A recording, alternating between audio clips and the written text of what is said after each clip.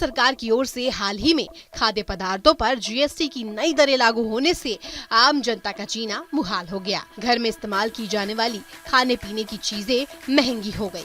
केंद्र सरकार के इस फैसले के बाद विपक्षी दलों ने जमकर विरोध किया। बावजूद इसके महंगाई पर कोई रोक नहीं लग पाई। अब इसी मामले को लेकर सरकार ने नया बयान दिया है।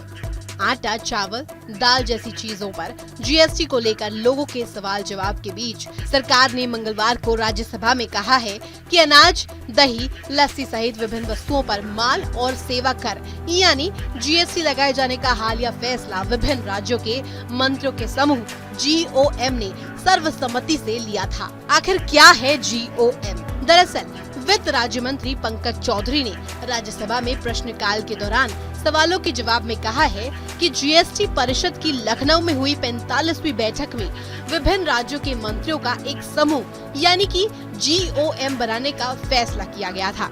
चौधरी ने कहा है कि उस GOM में कर्नाटक, बिहार, केरल, गोवा, उत्तर प्रदेश, राजस्थान, पश्चिम बंगाल जैसे राज्यों के मंत्री शामिल थे। साथ ही वित्त मंत्री ने यह भी जानकारी दी कि GOM सर्वसम्मति से फैसले लेता है।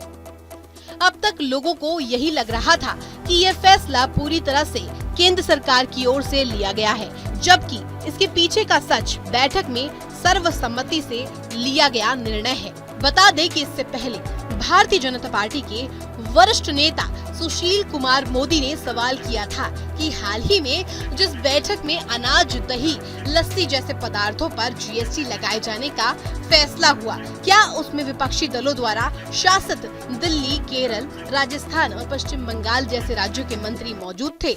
उन्होंने ये सवाल भी किया कि क्या इन प्रदेशों ने बैठक में इन वस्तुओं पर जीएसटी लगाए जाने का विरोध किया था या असहमति जताई थी? विभिन्न राज्यों के मंत्रियों ने लिया फैसला। वित्त राज्य मंत्री पंकज चौधरी ने जानकारी दी कि फैसला करने वाले समूह में शामिल लोगों की स्वीकृति से ही यह निर्णय लिया गया।